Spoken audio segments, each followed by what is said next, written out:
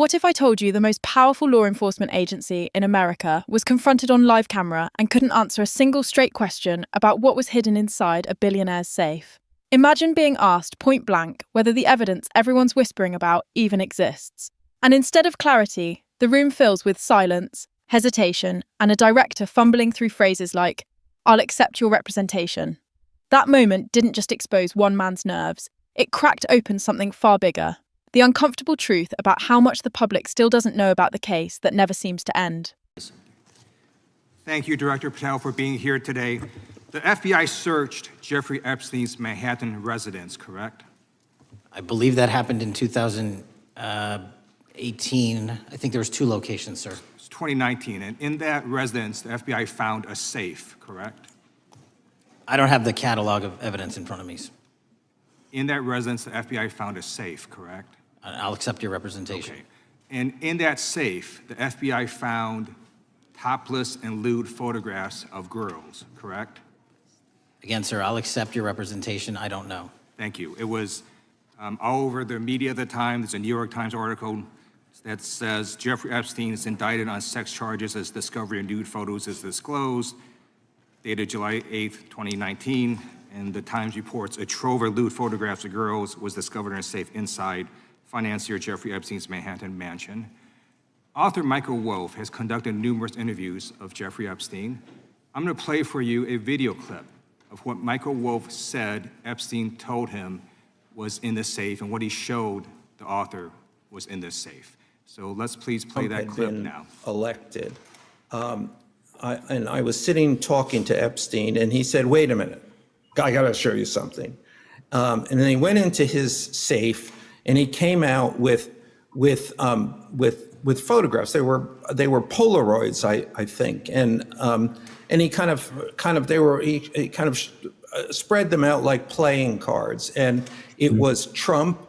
I mean, I think there were a dozen of them, and it was Trump with girls of an uncertain age at Epstein's Palm Beach house, where all of the things that he would ultimately be accused of took place. And I remember very vividly 3 of them. There are 2 in which Trump is, the girls, topless girls, are sitting on Trump's lap. And then a 3rd in which he has a stain on the front of his pants. And the girls are kind of pointing at it, sort of bent over, laughing. So Director Patel, I'm going to ask you a very broad and general question. As you know, Donald Trump and Jeffrey Epstein were friends. There are, of course, photos showing Donald Trump together with Epstein, correct? I don't have the entirety of the photographs, but I think they've been photographed in public together. All right. Are there any photos showing Donald Trump with girls of an uncertain age? No, How do you know that? because that information would have been brought to light by multiple administrations and FBI investigators over the course of the last 20 years. Well, you know what? That's just not true, because no one knew about the creepy birthday message that Donald Trump wrote to Jeffrey Epstein until the Wall Street Journal disclosed it, and then all of a sudden, the Epstein estate provides it to Congress. Well, so certainly, you weren't there at the search. You don't know what Epstein may or may not have done with those photographs even prior to the search. Maybe someone has it. Maybe the Epstein estate has it. You raise a great point. So I'm going to ask you, have you asked to talk to Michael Wolff? You raise a great point. I haven't personally asked to talk to Has the Michael FBI Wolff, asked? but you the to Michael Wolff? FBI, I'll get back to you if the FBI specifically So Michael Wolff has has ever. about 100 hours of testimony of Jeffrey Epstein. Wouldn't it be good for the FBI to interview Michael Wolff? I'm not saying they haven't, I just don't know. Has FBI subpoenaed the tapes that Michael Wolff has conducted of Jeffrey Epstein? I don't know. All right, so if you could provide us an answer, that would be terrific. Sure. Well, let me ask you this question then. Have you looked at all the photos in Epstein files? I have looked at all the information that the investigators who investigated this case have provided to run out credible leads. And in the Epstein files, was there that creepy birthday message that Donald Trump had written to Epstein? But that's what I was trying to tell you. You raise a great point. The estate of Jeffrey Epstein has a voluminous amount of information that they have not released before. Okay, so that's great. So Wouldn't it be great if FBI subpoenaed the estate of Jeffrey Epstein for all that information? The estate is under no obligation to provide that material, even pursuant to a subpoena. That's a great point. Yeah, that's just false. Okay. That's just false. You're the frickin' FBI. You can subpoena the information from the estate, and you better do that. That's literally not how it works. I'm going to move on now and talk about Epstein's client list. You confirmed that it exists. Attorney General Pam Bondi confirmed earlier this year that it exists. So I just want to ask you a simple question. Is Prince Andrew on Epstein's client list? The material related to Prince Andrew has been made public. Is Prince Andrew on the client list? We have released the index of names All right, that were in Jeffrey Epstein's. Is Donald Trump on Epstein's client list? The index has been released, and the index will speak for So itself. I'm just going to say, America, there's a huge red flag. The FBI director could not answer Gentlemen. whether Donald Trump was on Epstein's Gentleman's time client has list. expired. I Chair yield now back. recognizes the gentleman from Virginia. Thank you, Mr. Chairman. I want to thank the director for being here and for his. During a congressional hearing that started like any other, Representative Ted Lieu turned his microphone into a spotlight. He wasn't grandstanding. He was pressing the FBI director to explain why crucial evidence in the Epstein investigation, the same evidence reporters and survivors have mentioned for years, remains locked away or brushed aside. The tension built with every question. Each time Lieu asked something direct, the director's answers shrank smaller. It wasn't just the content, it was the tone, the pauses, the way his voice tightened around certain words as though every syllable was running through a legal filter before it left his mouth. The real spark began with a journalist, author Michael Wolff, who once sat across from Epstein himself. According to Wolff, Epstein went to his safe one evening, opened it, and spread out a stack of Polaroids like playing cards. He described photos that supposedly showed powerful men with girls of uncertain age at gatherings in Palm Beach. Wall said he remembered at least 3 images vividly, each one the kind of picture that could ruin reputations or confirm long-suspected rumours. Whether those photos ever reached investigators is a question the FBI still refuses to answer clearly. So when Lieu brought that account into the hearing, it wasn't random. It was a trap built on documentation, testimony, and public record.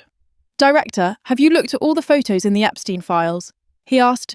You could feel the oxygen leave the room. Cameras zoomed in. The director leaned forward, shuffled his papers, and replied, "I have reviewed the information that investigators provided to run out credible leads." Translation: a polished way of saying, "I didn't personally look." That answer set social media on fire within minutes. Because this wasn't just a question about files, it was a question about accountability. When agents seized the contents of Epstein's Manhattan residence in 2019, they found hard drives, documents, and yes, a safe. Inside, according to multiple reports, were photographs described as lewd and deeply troubling. The New York Times covered it that same week, detailing a trove of explicit images. And yet, years later, no one outside law enforcement knows exactly what those images showed, who appeared in them, or why so much of the evidence remains sealed. Lieu pressed again. If the FBI found those materials, why haven't they subpoenaed the estate for the rest? The director gave a rehearsed half-smile. The estate is under no obligation to provide that material, even pursuant to a subpoena. The congressman's reaction said everything. He leaned forward and almost shouted, "That's just false! You're the FBI. You absolutely can." For a second, you could hear murmurs ripple across the chamber. The director didn't push back. He just repeated the phrase that would follow him out of the building. That's not how it works. Viewers at home were left stunned, not because the questions were complex, but because the answers were evasive. The agency that's supposed to hold everyone else accountable suddenly looked like it was protecting something or someone. And that's when the entire debate shifted from scandal to system. Behind every missing answer lies a slow, meticulous process. When investigators seize evidence in a case involving potential victims, every item must be catalogued, logged, and authenticated. A single photo can take weeks to verify. Who's in it? When was it taken? Was it altered? Each image has metadata that must be preserved. Forensics teams handle that under strict confidentiality because one misstep can compromise prosecutions or re-traumatize survivors. So technically, when a director says he hasn't personally reviewed every image, he might be telling the literal truth. But in the public eye, it sounds like indifference. And that perception can be just as damaging as wrongdoing. There's also the legal maze: subpoenas, search warrants, grand jury orders. They're tools, not magic keys. Estates and trustees can challenge them, stall them, or claim privilege. Courts can keep evidence sealed to protect ongoing investigations or privacy rights. Federal Rule 6E restricts public disclosure of grand jury material unless a judge authorises it. Those layers of procedure often turn transparency into a crawl. But when the subject is Epstein, patience runs thin. Too many people have seen powerful figures escape scrutiny while survivors wait for closure that never comes. And here's where politics infects everything. In that hearing, you could feel it. Each side knows the names rumoured to be connected. Each side also knows what happens if any proof surfaces. So questions become performances, answers become shields, and truth becomes collateral damage. Meanwhile, the real victims, the people whose lives were shattered by Epstein's crimes, get lost between the talking points. Their trauma becomes background noise in a chess game of blame and deflection. But secrecy doesn't just hide files, it breeds suspicion. When officials dodge basic questions, the public assumes the worst. And when trust erodes, even honest explanations sound like excuses. That's the danger the FBI now faces. Every I don't know fuels another theory. Every procedural answer becomes proof, at least in the court of public opinion, that something enormous is being hidden. So, what would genuine accountability look like? First, transparency, not about victims, but about process. The Bureau could release a public summary outlining what was seized, what's under review, and why certain evidence remains sealed. It could show a timeline of when materials were obtained, what's been authenticated, and what's pending court authorization. That wouldn't expose private images. It would expose procedure, the roadmap of responsibility. Second, congressional oversight must evolve beyond televised outrage. Hearings shouldn't end when the cameras stop. Committees can demand sworn statements confirming whether subpoenas were issued to the estate, whether those subpoenas were enforced, and whether any protective orders are truly blocking release. If those documents exist and are being withheld improperly, Congress can pursue contempt actions or refer matters to independent inspectors general. Transparency doesn't require breaking laws. It requires persistence. Third, the Department of Justice itself must communicate better. When cases are sealed, say so publicly. When evidence is too sensitive to release, explain why. Even a simple acknowledgement that material is under forensic review can rebuild confidence. Silence, on the other hand, fuels conspiracy. And every unanswered question becomes a headline someone else controls. There's also an ethical dimension that rarely makes the news. Handling evidence that includes potential exploitation images isn't just a legal duty, it's a moral one. Investigators must protect the privacy of survivors at all costs. But that noble goal can't become a permanent wall against oversight. Transparency and sensitivity aren't opposites. They're obligations that can coexist when handled responsibly. Consider how other cases have balanced those lines. In organised crime prosecutions, law enforcement often releases redacted inventories or anonymised summaries of seized materials. Those disclosures show the public what was done without revealing victims' identities. If that can happen in mafia or trafficking cases, it can happen here. The only question is whether anyone at the top wants it to. The fallout from this single exchange between Lieu and the director has already rippled far beyond the hearing room. Analysts have dissected the footage frame by frame. Body language experts pointed to the director's sudden stillness when asked about the safe. Commentators highlighted the repeated phrasing, "I'll accept your representation," as a textbook avoidance technique used when a witness doesn't want to confirm or deny. In under 2 minutes, the public saw what stonewalling looks like in real time. Behind the scenes, legal teams likely spent weeks preparing those answers. Each sentence was probably vetted by counsel to avoid crossing lines of classified or sealed information. But there's a difference between legal precision and moral clarity. Saying nothing may keep you safe in court, but it can destroy credibility outside it. And in this case, credibility is everything. Some defenders argue that the Bureau's hands are tied until the estate cooperates. But let's unpack that. The estate isn't some mystical entity immune to subpoenas. It's managed by trustees under US jurisdiction. Federal courts can compel production if probable cause exists that the materials contain criminal evidence. Saying they're under no obligation isn't a legal reality. It's a strategic deflection. Lieu knew it. That's why he called it out immediately.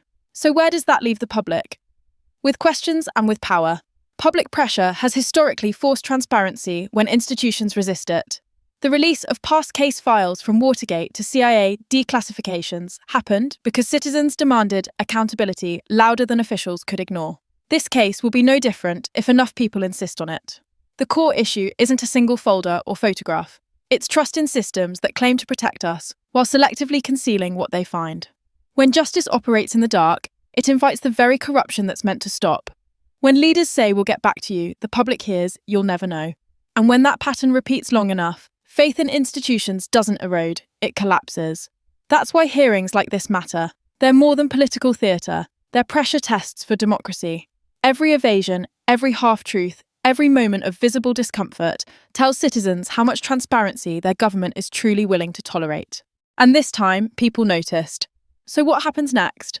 Oversight committees can demand a detailed accounting of every file seized from Epstein's properties, including the safe. They can request confirmations about which materials have been reviewed, which remain sealed, and which, if any, are being withheld under estate negotiations. If the FBI claims legal barriers, those barriers should be documented, not implied. If court orders exist, they can be summarised publicly without compromising victims, and if anyone is blocking release for reasons unrelated to law, that obstruction deserves its own investigation. Meanwhile, the conversation has to stay centred on survivors. The individuals exploited by Epstein's network aren't abstractions. They're people who've waited years to see accountability reach beyond one man's death. They deserve transparency without spectacle, justice without exploitation, and closure without politics. Keeping their stories front and centre prevents the narrative from turning into just another partisan brawl. For the public, that means consuming information responsibly. Every rumour shared online has real human consequences. Speculation can raise awareness, but it can also distort truth. Verify before sharing.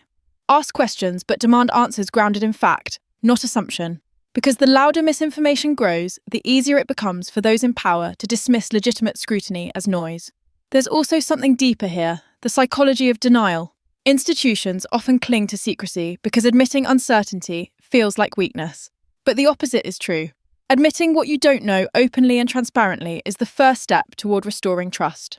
Imagine if the director had simply said, "Those materials are still under forensic review. Releasing them risks harming survivors. But here's our process." That honesty would have diffused half the outrage instantly. Instead, the audience saw hesitation, and hesitation breeds doubt. As the clip continues to circulate online, its meaning keeps evolving. Some see a cover-up, others see bureaucracy. But everyone sees something that feels wrong. The gap between what's being asked and what's being answered. That gap is where public faith dies. If this story teaches anything, it's that accountability can't depend on individuals acting heroically. It has to be built into systems. Oversight should be automatic, not optional. Transparency should be policy, not performance. And when leaders forget that hearings like this one remind them that someone is still watching. So the next time a director, attorney general, or politician says, "We looked into it," remember what that phrase really means. It means there's a process you'll probably never see unless you demand to. It means someone decided which truths you're ready for. And it means secrecy still outweighs accountability unless the public insists otherwise. The only real antidote to silence is persistence. Keep asking questions, keep watching hearings, keep holding power to its promises. Because the moment we stop demanding answers, the moment we stop caring what's inside that safe, is the moment those in power finally win. The only cover-up that matters, the cover-up of apathy. If you want to keep following stories that peel back the layers of power, corruption, and accountability, don't just scroll away. Subscribe, hit that like button, and share this video. The more people who understand how secrecy works, the harder it becomes for secrecy to win. Stay curious, stay skeptical, and stay tuned.